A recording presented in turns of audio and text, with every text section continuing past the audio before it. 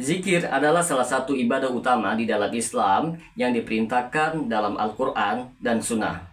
Namun seiring waktu muncul berbagai cara dan metode zikir yang tidak semuanya memiliki dasar yang kuat dalam ajaran Nabi Muhammad SAW. Salah satu praktik yang banyak diperdebatkan adalah zikir berjamaah yang dilakukan dengan suara yang keras dan dipimpin oleh seorang imam atau pemimpin zikir. Dalam pembahasan kali ini kita akan membahas asal-usul zikir berjamaah dan mengapa praktik ini lebih dekat dengan tradisi tasawuf atau sufi daripada ajaran Nabi Muhammad SAW. Bagi teman-teman sekalian yang penasaran dengan kelanjutan dari pembahasan video kali ini, maka tonton terus video ini hingga selesai agar kita menemukan fakta yang sebenarnya.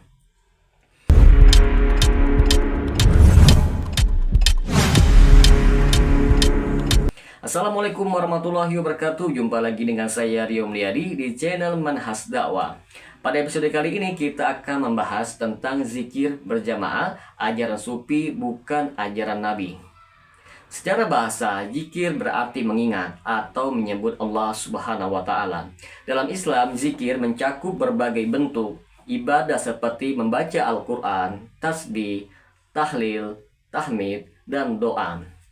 Dalam Al-Quran, Allah Subhanahu wa Ta'ala berfirman, "Hai orang-orang yang beriman, berzikirlah dengan menyebut nama Allah, zikir yang sebanyak-banyaknya." Al-Quran Surat Al-Ahzab ayat ke-41.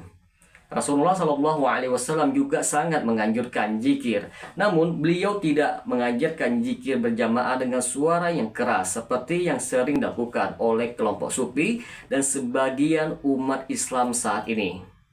Dalam hadis-hadis yang sahih teman-teman sekalian disebutkan bahwa zikir yang diajarkan oleh Rasulullah SAW kepada para sahabat adalah zikir individu dan dilakukan dengan suara yang pelan. Beberapa dalil yang mendukung hal ini diantaranya seperti hadis dari Abu Musa al-Asy'ari radhiyallahu anhu, kami bersama Rasulullah SAW dalam suatu perjalanan. Ketika kami mendaki suatu tempat yang tinggi, kami bertakbir dengan suara yang keras. Rasulullah SAW juga bersabda, "Wahai manusia, tenanglah atas diri kalian. Sesungguhnya kalian tidak sedang berdoa kepada zat yang tuli dan yang jauh, tetapi kepada zat yang maha mendengar dan maha dekat." Hadis riwayat Bukhari dan Muslim. Firman Allah Subhanahu wa Ta'ala di dalam Al-Quran, "Berzikirlah kepada Tuhanmu dengan rendah hati dan rasa takut, serta dengan suara yang lembut di pagi hari dan petang hari. Dan janganlah kamu termasuk orang-orang yang lalai." Quran Surah Al-A'raf ayat 205. Dari dalil-dalil ini teman-teman sekalian, jelas bahwa zikir yang diajarkan oleh Rasulullah dan para sahabat lebih bersifat individu, tidak dilakukan secara berjamaah dan tidak dengan suara yang keras. Sejarah mencatat bahwa praktik zikir berjamaah dengan suara yang keras berkembang di kalangan kaum sufi pada abad-abad setelah wafatnya Rasulullah SAW. Para sufi mengembangkan berbagai metode zikir seperti zikir zahar, yaitu suara keras, zikir dalam tarian seperti wailing dersifes dalam tarekat Maulawiyah, dan zikir dengan musik. Mereka percaya bahwa metode-metode ini dapat membawa seseorang kepada keadaan spiritual yang lebih tinggi. Beberapa alasan mengapa zikir berjamaah dikaitkan dengan tradisi sufi ialah itu karena tidak ada riwayat dari Rasulullah maupun para sahabat yang menunjukkan bahwa mereka melakukan zikir secara berjamaah dan dipimpin oleh seorang imam. Banyak tarekat sufi yang memiliki cara zikir yang khas, yang berbeda-beda antara satu tarekat dengan tarekat lainnya. Metode zikir ini sering sekali dikaitkan dengan konsep usul, yaitu penyatuan dengan Tuhan, yang merupakan doktrin dalam tasawuf, tetapi tidak dikenal di dalam Islam yang murni. Banyak ulama Ahlussunnah wal Jamaah yang mengkritik praktek berzikir berjamaah, terutama yang dilakukan dengan suara yang keras dan dalam bentuk yang tidak ada dalilnya dari Nabi Muhammad SAW. Teman-teman sekalian, di sini kita akan bawa ke beberapa pendapat ulama tentang hal ini. Yang pertama, Syekhul Islam Ibnu Taimiyah rahimahumullah.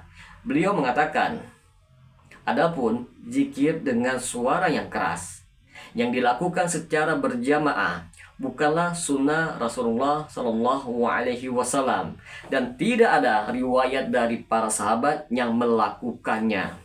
Al-Imam Asy-Syafi'i rahimahullah mengatakan, aku lebih menyukai zikir dilakukan dengan suara pelan, kecuali jika ada alasan yang membenarkan untuk mengeraskannya.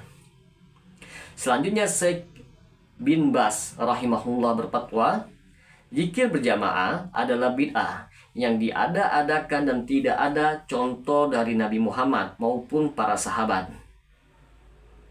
Maka timbul sebuah pertanyaan, apakah zikir berjamaah itu adalah bid'ah? Dalam Islam, teman-teman sekalian, segala bentuk ibadah harus memiliki dalil yang jelas dari Al-Quran dan hadis.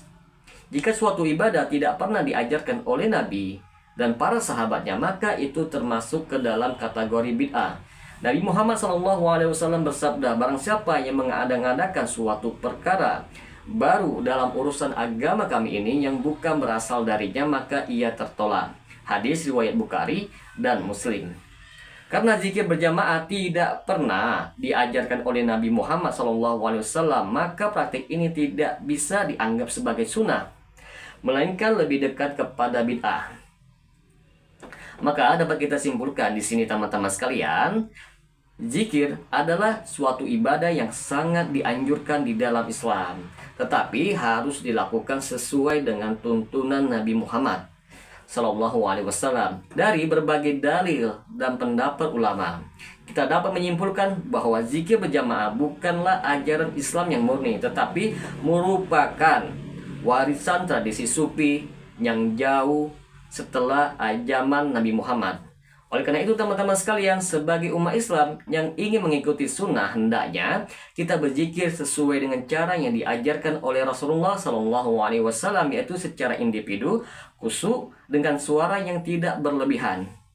Semoga Allah Subhanahu wa Ta'ala memberikan kita hidayah untuk selalu mengikuti jalan yang lurus dan menjauhi segala perkara-perkara yang tidak memiliki dasar di dalam agama. Semoga dengan sedikit penjelasan ini dapat memberikan manfaat bagi teman-teman sekalian. Dan apabila channel ini dapat memberikan manfaat bagi teman-teman sekalian, silakan subscribe dan share. Semoga bermanfaat. Assalamualaikum warahmatullahi wabarakatuh.